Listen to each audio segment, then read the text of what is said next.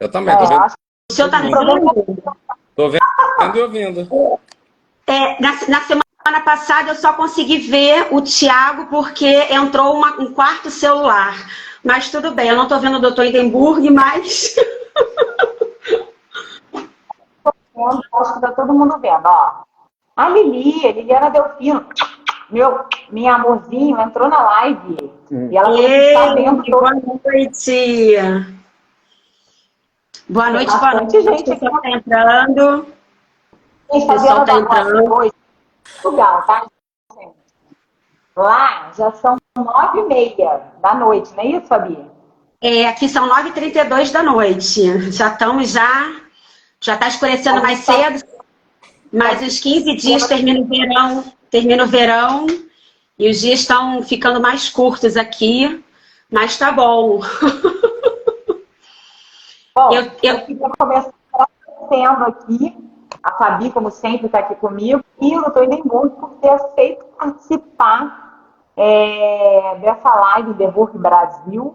Não vou me atrever a falar outro nome chique dele, não, porque ele é super chique, né? De aceitar participar da nossa live, né? Assim, a gente tenta trazer pessoas que vão agregar muito para vocês, alunos aqui. Não entra só aluno, entra também muitos advogados, né? A Lili falou que a minha imagem está ruim. Deixa eu ver se eu tô com o Wi-Fi ligado. Meu Wi-Fi tá ligado, né? Aqui no escritório tá tudo bem, não sei. Para mim, tá bem, eu me vejo...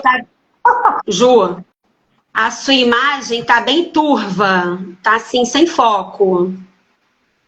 que Porque como a gente grava e deixa salvo, né? Então, depois, doutor Maguinho entrou na nossa live, Janine, Josi, sejam bem-vindas, seja bem-vindo. Hoje a imagem tá ruim mesmo, o Maguinho tá falando.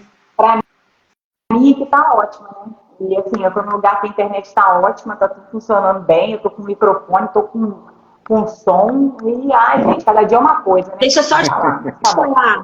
Quando você fica um pouquinho mais distante da câmera, ela melhora. Ela tá um pouco embaçada, mas ela melhora. Se você aproximar, aí ela fica bem confusa. Assim ficou ótimo. Ficou ótimo assim, Ju. Tá. Então a gente vai começar agradecendo. A gente tem bastante coisa para falar. A Fabi primeiro vai fazer aí uma breve apresentação e a gente começa. Boa noite a todos e a todas. Boa noite, doutor Hindenburg. Hindenburg, desculpa. Doutor Hindenburg, correto? Nossa live de hoje é sobre o Código de Defesa do Consumidor. O nosso convidado é juiz de direito do Tribunal de Justiça do Estado do Rio de Janeiro, é juiz titular da comarca de Resende, da 2ª Vara Civil, formado pela PUC do Rio, com mestrado em Direito Penal pela Universidade Cândido Mendes, é professor de Direito Processual Civil e Empresarial. É o nosso convidado da tarde de hoje, da noite aqui, né? Que vai falar um pouco sobre a importância do Código de Defesa do Consumidor para a sociedade brasileira, porque foi um grande avanço. Antes da gente entrar nesse assunto, eu queria, Ju, agradecer ao doutor Hindenburg, porque, em parte, eu estou hoje em Portugal, fruto de uma fala dele. Então, o doutor Hindenburg, assim que voltou do recesso no início do ano, nós fizemos uma comemoração breve dos 21 anos de magistratura do Dr. Marvin, e ele fez uma fala sobre realização de sonhos. E algo me chamou muito a atenção, porque ele disse que os sonhos foram feitos para ser vividos e que a gente não deveria guardar os nossos medos interiores dentro da gente, né? E por conta disso nos paralisarmos. E eu tomei como isso, e eu tinha um sonho de vir estudar em Portugal há mais de 8 anos. Uma semana depois do que o senhor falou, eu comprei a passagem para vir para cá e estou aqui.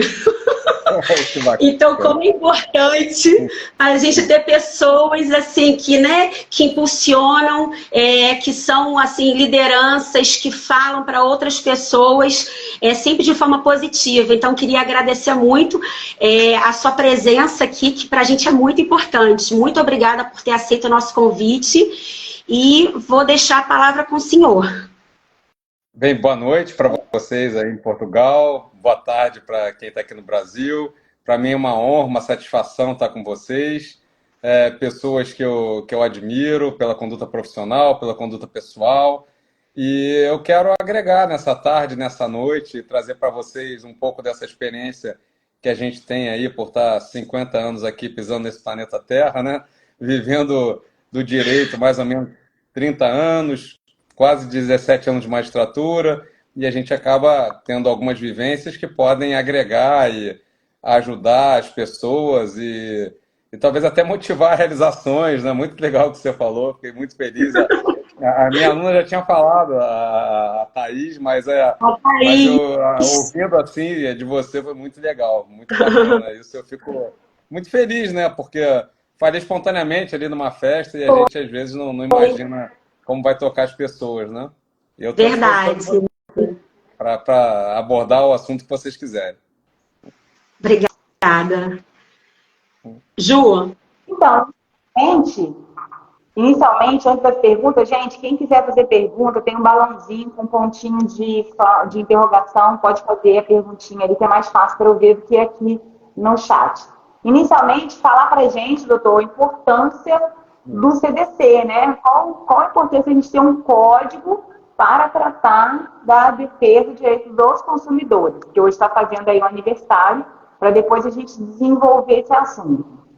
O CDC tem uma importância imensa, né, para o nosso direito e alça ao Brasil uma das legislações mais modernas do mundo nesse assunto, né? A gente verifica ali a consagração da responsabilidade objetiva. Se alguém que estiver ouvindo a gente e não tenha conhecimento disso, é uma situação facilitadora do direito do consumidor, porque o consumidor ele não precisa demonstrar a culpa do fornecedor. O Código de Defesa do Consumidor ele alça o consumidor a uma postura de equilíbrio com relação ao fornecedor, tendo em vista que o consumidor ele é sempre, na maioria das vezes, né, ele é o hipossuficiente não só técnico, como também financeiro, e na maioria das vezes o fornecedor é um hipersuficiente técnico e financeiro. E com isso ele traz uma realização do postulado constitucional que visa trazer uma igualdade substancial, porque de nada importa a igualdade formal. A igualdade formal ela não transforma a realidade. A igualdade substancial é que dá para todos os mesmos mecanismos, as mesmas armas para que possam defender os seus direitos, isso que importa. E o Código de Defesa do Consumidor, assim como outros diplomas legais, como a Lei da Violência Doméstica e outros que nós temos, ele consegue equilibrar forças, né? Pessoas que estão numa posição de vulnerabilidade, como é o caso dos consumidores, elas conseguem ter voz.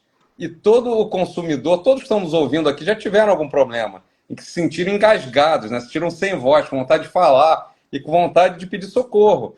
As experiências que eu tive, principalmente nos juizados especiais, elas foram muito ricas, porque o juizado especial, como ele tem um procedimento muito célere, a gente observa o início e o fim do processo e também consegue prestar a justiça de uma forma rápida, que é o que as pessoas querem, né? As pessoas, a maior reclamação que se tem com relação ao poder judiciário, mesmo assim aqui reconhecendo um esforço hercúleo de servidores, não só os que exercem a função de juízes, como os servidores em outras funções do judiciário, a demanda é muito grande. Então, por vezes, a gente não entrega o serviço na velocidade, na expectativa do jurisdicionado.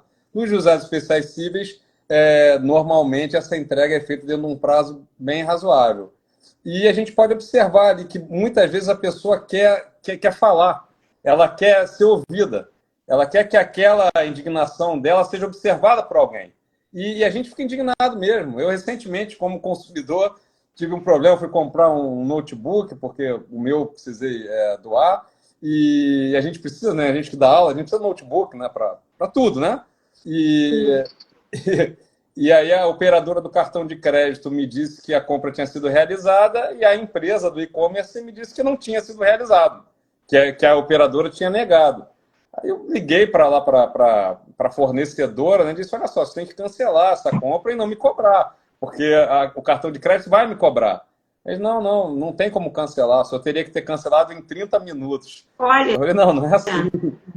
Eu posso cancelar em até 7 dias. Dá para perceber que a pessoa não era brasileira, contratada dessas empresas, né, de telemarketing. A gente, com toda a marketing. paciência, explicou, olha, não é assim que acontece aqui no Brasil. Nós temos um Código de Defesa do Consumidor para nos proteger exatamente numa situação como essa. O problema ainda não foi solucionado, mas eu ainda estou no prazo de 7 dias.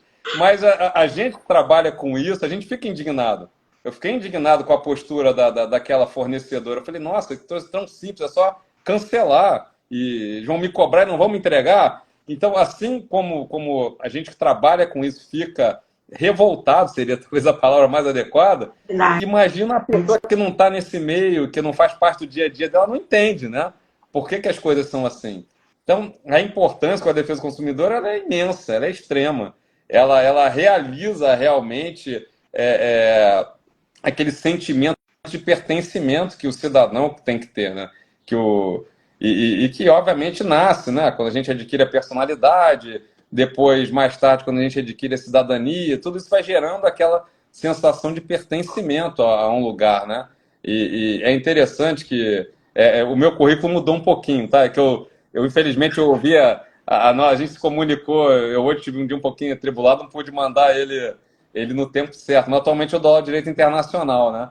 E a gente vê a importância de você pertencer, né? Até para ter proteção, né? Porque tendo uma nacionalidade, a gente passa a ter proteção que muitos não têm, né? E o Brasil, nesse aspecto, ele tendo uma legislação tão moderna como essa, ele dá essa sensação de proteção. E aumento de demandas, eu acho que é um termômetro, né? A gente vê que 51% das demandas do judiciário dizem respeito a consumo. Então, os consumidores, eles acreditam ainda assim no Poder Judiciário e só podem acreditar no Poder Judiciário nesse aspecto porque tem uma legislação à altura desses anseios, né? No código, desculpa, Fabi, é que, assim, realmente o cidadão, ele se entende sabedor, né, da lei.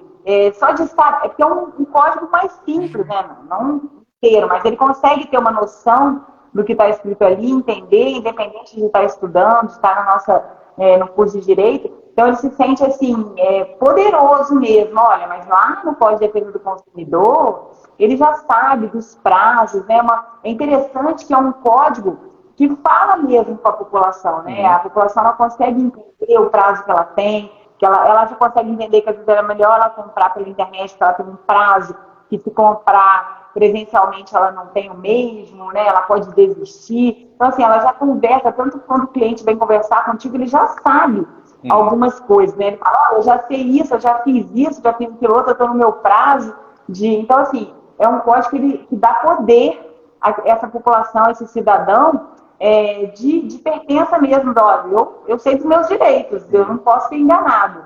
Então, eu acho que o código, eu falo assim, eu já dei aula de direito do consumidor, e eu falo assim, gente, é uma disciplina que todo mundo aqui sabe. Todo mundo vai saber alguma coisa, todo mundo fala, faz uma leitura rápida aí, você vai falar, nossa, professora, precisa mesmo de aula? É bem engraçado, que eu já tinha ouvido, precisa mesmo? Não, os pormenores, a gente vai ter alguns detalhes que você não vai, na leitura do código, saber na hora de necessidade de utilizar mesmo. Mas é um código que dá um poder, né? Você vê o operador do direito, o aluno, ele já se sente poderoso. Imagina aquela pessoa que não tem muito conhecimento. Então, assim, de fato, é um ganho que a gente tem, que de fato, assim, demorou um pouquinho, até a gente fala assim, tem 33 anos, mas eu falo assim, que o Código de Defesa do Consumidor e o ECA é algo que a Constituição, apesar de ter demorado, né, os 2 anos, até foi rápido, porque tem coisas que estão lá na Constituição que a gente não tem até hoje, né? Então eu falo assim, gente, a gente tem um ganho com o Estatuto da Criança e Adolescente, tem um ganho com o Código de Defesa do Consumidor. A gente tem que agradecer, por mais que ele tenha falhas, que se tiver alguma coisa, é fácil até de resolver, pior é não ter, né, esse código aqui para nos auxiliar. Ainda mais, eu falo, quem não é consumidor? Quem não é? É mais fácil falar. Quem não é consumidor, igual você falou aí, uma viagem, uma mala extraviada, uma prestação de serviço, seja qual for, internet, telefone, com quem não teve problema já com internet, telefone, operadora, prestador de serviço, né? Um pintor em casa, um marceneiro. Com relação à malha extraviada, assim, houve uma decisão do Supremo que acabou, talvez, assim, diminuindo a importância do código, né? No recurso extraordinário, acho que 636.331 do Rio de Janeiro, o voto condutor do ministro Gilmar Mendes, ele entendeu que deveria prevalecer o artigo 178 da Constituição, né? E aí, nesse caso, sendo aplicada a Convenção de Varsóvia, que tarifa a indenização por dano moral. Obviamente, graças a Deus, todos os votos foram no sentido de manter a autonomia funcional do magistrado para arbitrar a indenização por dano moral. Mas com relação ao dano material, a indenização passou a ser tarifada. A senhora falou, eu lembrei disso, lembrei dessa peculiaridade, né? E isso aí, alguns entendem, né, que houve uma perda em relação ao nosso código, porque os entendimentos anteriores eram que o código prevalecia quando confrontado com qualquer tratado internacional, mas a partir desse julgamento, né, desse leading case, a interpretação passou a ser outra, que, por outro lado, também alça o Brasil a uma respeitabilidade maior internacional, né? Uma vez que os tratados passam a ser aqui respeitados e aplicados efetivamente, né? Então, assim, não foi de todo ruim, mas eu preferia, com todas as vênias e com todo o respeito possível aos prolatores dessa decisão, a interpretação anterior. Porque no extravio de bagagem agora, se tiver um objeto muito valioso, fica com relação ao dano material, a indenização fica limitada ao que dispõe na Convenção de Varsóvia, na Convenção Internacional, né? Mas mesmo assim, que a senhora falou, o ganho é imenso, né? A gente é difícil até mensurar e esse sentimento de empoderamento, né? Isso é muito importante, né? O jurisdicionado, o consumidor, ele entender que ele tem um dispositivo, tem um mecanismo que o torna tão poderoso quanto aquela grande potência, aquela grande sociedade empresária que presta um serviço. Isso é muito importante em termos civilizatórios de evolução da nossa democracia, né? Eu acho que isso é importantíssimo. De empoderamento também, né? Essa questão do empoderamento.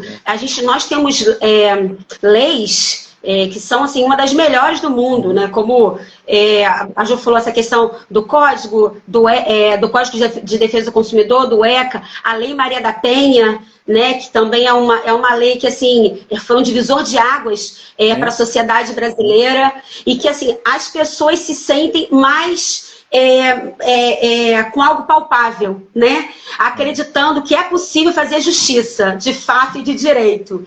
E aí, aproveitando um pouco esse gancho da angústia e de reclamações que a gente vem percebendo, nós até fizemos uma live na semana passada sobre a 1, 2, 3 milhas. Entrou uma pergunta aqui para o senhor, que eu vou fazer. Qual a experiência da magistratura? O que o senhor acha dessa situação da recuperação judicial da 1, 2, 3 milhas e a quantidade de consumidores afetados?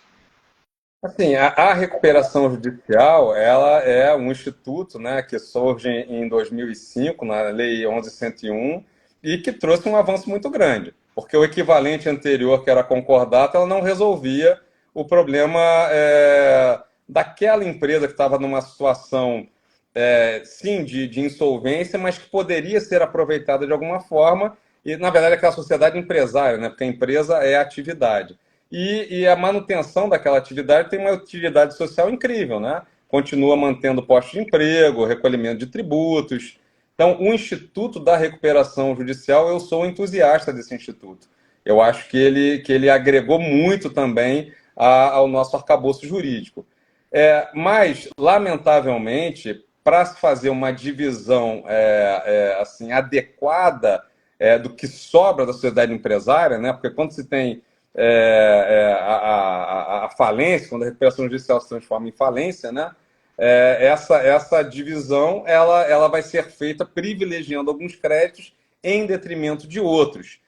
Eu não estou atualizado com relação a 1, 2, 3, já com o valor em falência ou ainda é recuperação? Já é falência? Está em Não, tá em recuperação. Recuperação. Então, no caso da recuperação, o que vai ser feito? Vai ser feito um grande acordo, né? O plano de recuperação judicial nada mais é do que um grande acordo. Vai ser realizada lá a Assembleia Geral de Credores, a famosa AGC, nos moldes, mudando o que tem que ser mudado, mas nada muito diferente do que uma Assembleia de Condomínio, né? Claro que dividindo em classes credores, mas vai ser dirigida pelo administrador judicial, que seria, assim, também mudando tudo que tem que ser mudado. A figura de um síndico, né? Que era até o nome anterior, né? No decreto-lei anterior, o nome era síndico, agora administrador judicial, e ele organiza aquela assembleia para se aprovar ou não o plano. Enquanto estiverem em recuperação judicial, menos mal, porque se os credores aprovarem o plano e aquele plano contemplar os lesados, né, por esse tipo de conduta, eu não sei exatamente o que levou à falência da 123, eu não estou inteirado com relação a esse processo. Mas quando se transformar, se por acaso esse plano não for aceito, a outra via, a única via, é a falência. Em caso de falência, eu acho que a situação fica um pouquinho mais desconfortável, porque primeiro tem que atender a classe 1, que são os trabalhadores, depois aqueles com garantia real, normalmente são os bancos, né? E os consumidores são os famosos quirografários, que não têm garantia nenhuma. Então, dificilmente, pela experiência que eu tenho, não só julgando processos dessa natureza, como também a experiência acadêmica, dificilmente você chega ao quirografário. Então, o que acontece é as pessoas ficam, lamentavelmente, sem receber o seu crédito, né? Mas, enquanto está na recuperação judicial, a esperança. A recuperação judicial é o CTI, né? Então, enquanto há vida, há esperança.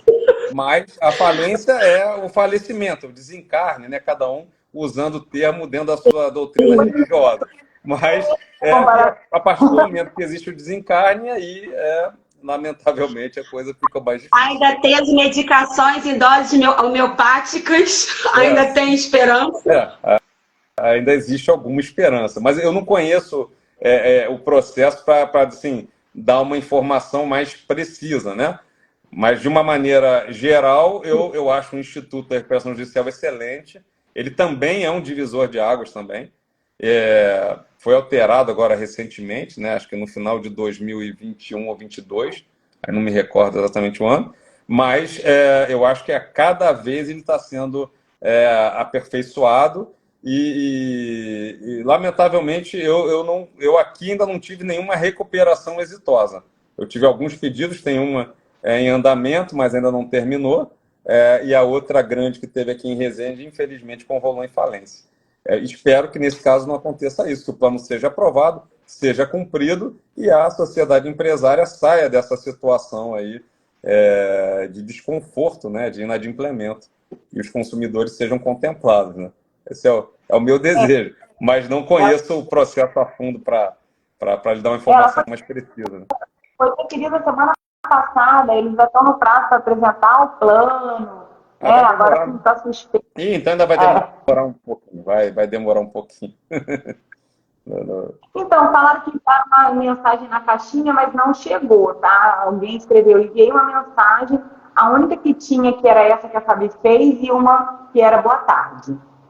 Se alguém quiser fazer perguntas, a gente ainda tem tempo. Então, assim, sobre a 123 milhas, a gente até fez semana passada também. Tem, assim, muita gente perguntando, se você entrar em live, toda hora tem uma live.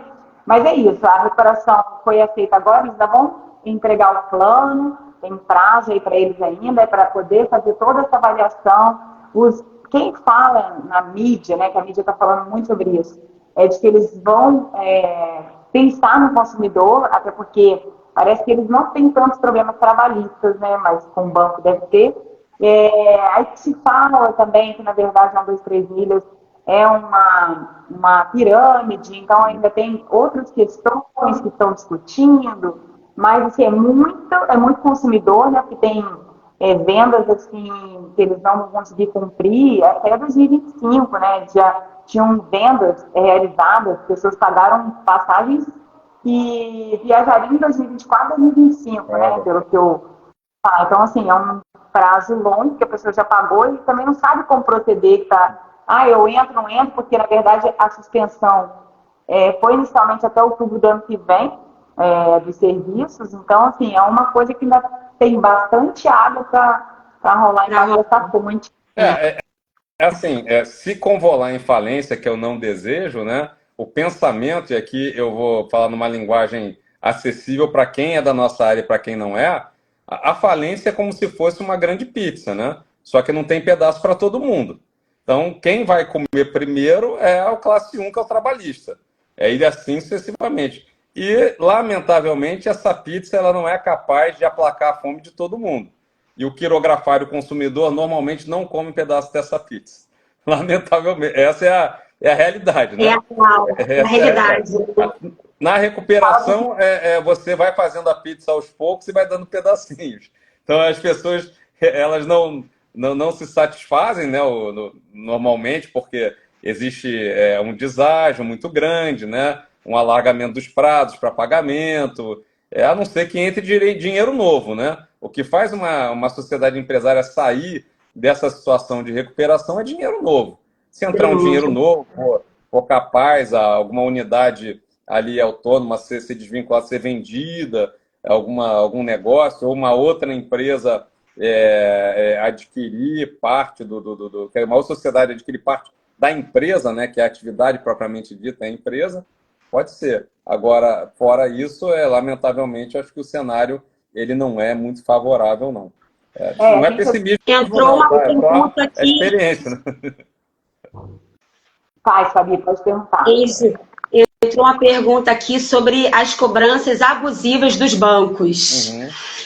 Bancos em relação às cobranças indevidas de pequenos valores, onde o banco acaba ganhando na quantidade. Se uma ação coletiva teria o condão de impedir ou eliminar esse tipo de abuso. E aí cito aqui os exemplos, né? Desde as tarifas de serviços essenciais, que é um direito, né? E os bancos acabam empurrando isso para os clientes. Ação coletiva, eu aqui no interior nunca vi nenhuma, né? Teve um caso em Barra do Piraí, no distrito de Piabas, em que uma fornecedora de energia causou um dano a um número expressivo de pessoas e que seria, sim, uma hipótese de uma ação coletiva, mas eu aqui no interior eu nunca vi. Mas, sim, eu acredito que ela poderia ter um efeito extremamente positivo, uma ação coletiva nesse sentido. O que eu vejo são ações individuais. Nessas ações individuais, aí depende do entendimento de cada julgador. Eu tenho um posicionamento como magistrado e um posicionamento como professor de que o dano moral ele deve ter aquele conteúdo punitivo pedagógico. Eu acredito nisso.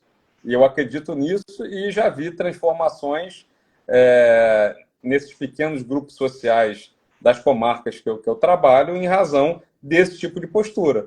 Quando eu fui ser aqui em Resende, fui para o Juizado Especial Civil aqui, tinha uma empresa que eu não vou dizer o nome, mas ela não existe mais, ela quebrou, ela faliu, que ela tinha a prática de vender e não entregar.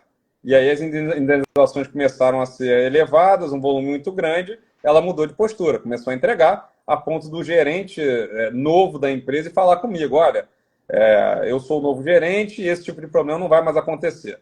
E essa outra situação que não diz respeito a banco também, mas que demonstra que o dano moral com esse caráter punitivo pedagógico ele surte efeito, foi nessa região de Piabas, em que várias pessoas ficaram sem luz em um final de ano. Eu considerei que era um caso de fortuito interno e não externo, porque era um problema no cabeamento aéreo, existe a opção do cabeamento enterrado, então foi uma opção de negócio daquela sociedade empresária, e fixei uma indenização de dano moral naquele tempo, já tem uns 10 anos mais ou menos, de R$10 mil. Como o volume era muito grande, com um valor expressivo, não sei qual foi o destino desses processos no órgão revisor, né, vamos dizer assim, na outra instância, né? Mas a empresa, segundo eu soube, mudou de postura. Trocou o cabeamento, passou a ter um cuidado maior em razão dessa indenização com esse caráter punitivo pedagógico. Então, eu acho que mesmo que se o desconto foi realmente devido e se configura essa prática ilícita, o dano moral ele deve ter uma proporção capaz de gerar no administrador daquela sociedade empresária a atenção necessária para que ele mude a sua conduta. Então, eu acredito nisso. Claro que cada magistrado tem autonomia funcional de julgar como entende, né?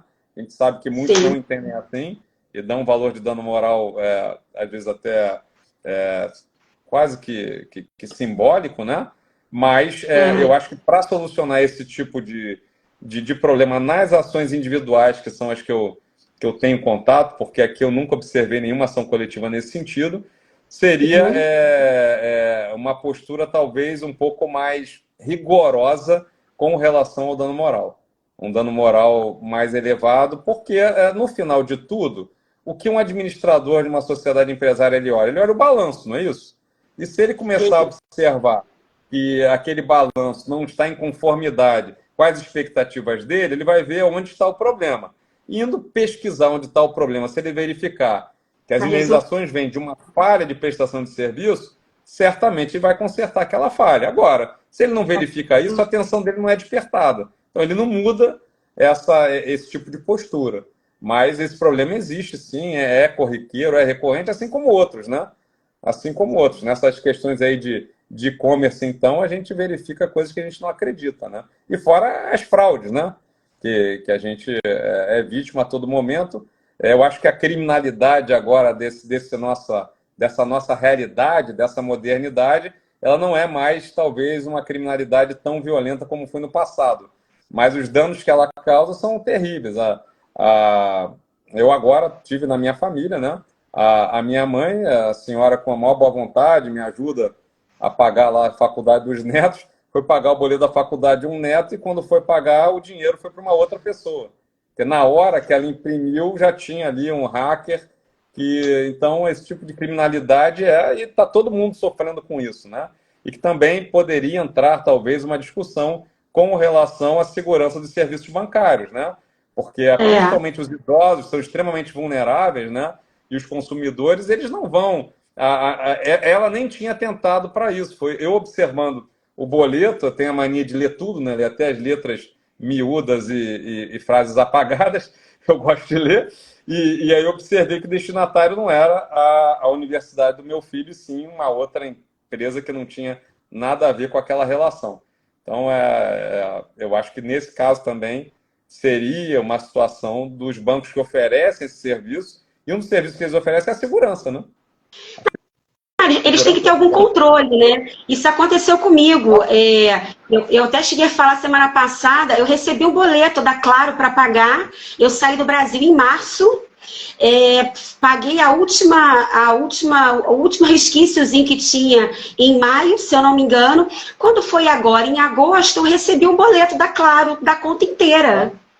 E eu ia pagar. Aí eu conversando com um amigo, aí ele falou, Fabiana, será que isso não é fraude? Porque eu fui olhar, será que eu estou devendo alguma coisa? E aí estava tudo pago e serviço encerrado. Olha. Era um boleto falso. Olha. Assim como eu recebi aqui em Portugal pelo atual banco que eu fiz, que eu abri conta, recebi hoje por dentro do aplicativo o banco informando que está tendo e-mails falsos nos nossos e-mails fornecidos para o banco, BPI, no caso, né, que esse e-mail pede para a gente reinstalar o aplicativo, atualizar o aplicativo, mas que nós não devemos fazer isso porque é fraude.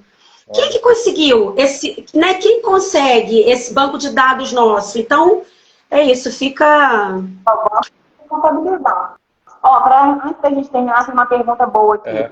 Gostaria de saber uma plataforma digital, como, por exemplo, Perfect Pay, é responsável pelo estorno de uma compra quando o suporte do vendedor do produto não atende o cliente dentro do prazo de 7 dias. Assim, é claro que quando a gente fala em direito, a gente fala na ciência do dever ser, não é a ciência do ser. Então, comporta várias interpretações, né? Eu vou dar aqui a minha interpretação. Eu não sei se quem está perguntando é alguém que trabalha para a Perfect Pay ou alguém que se sentiu lesado pela Perfect Pay.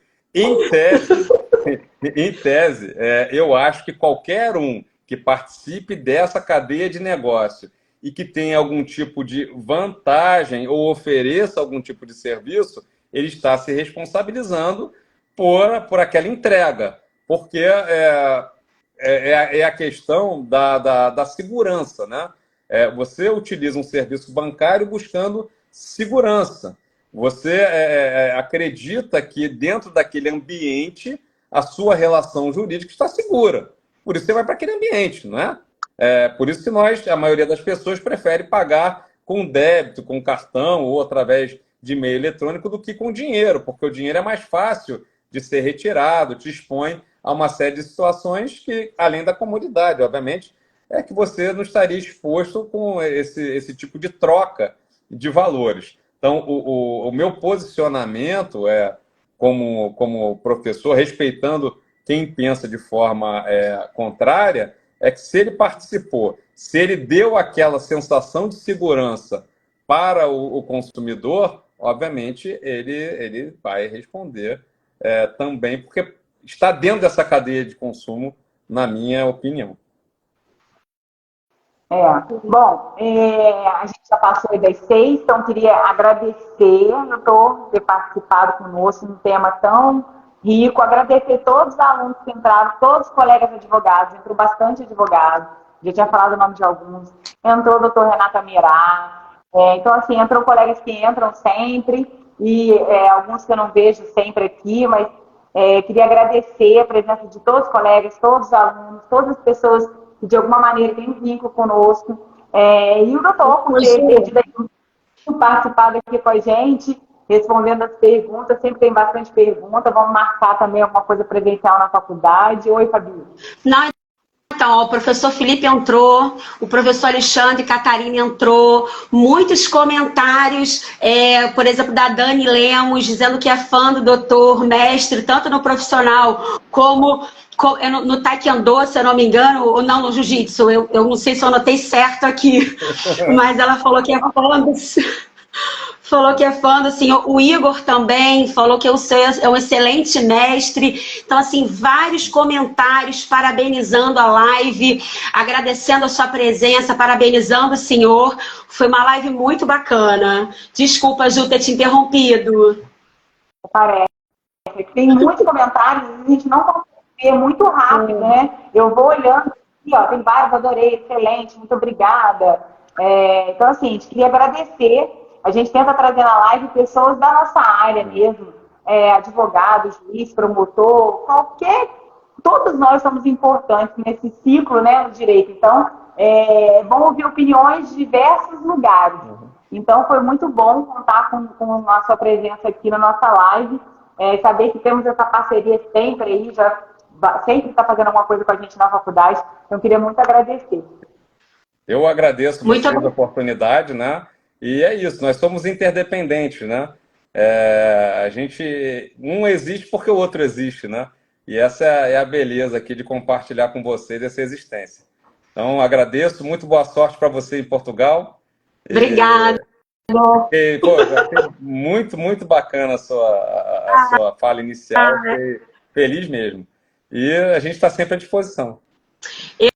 Eu só tenho a agradecer, muito obrigada mais uma vez pela sua presença, obrigada a todos os nossos colegas, né, que entraram aqui na live, que estão conosco às segundas-feiras, e parabenizar a Ju também por esse espaço, porque ela sempre procura fazer isso, né, criar espaços para que a gente consiga cada vez mais propagar, né, o direito, né, seja o direito do consumidor, das mulheres, enfim. Então também parabéns, Ju, e muita saudade de você, para variar. Muito obrigado. Obrigada. Boa noite a todos. Obrigada, doutor Edimburgo. Obrigada. Tchau, tchau. Beijo. Tchau, tchau. Boa noite. Beijo. Tchau.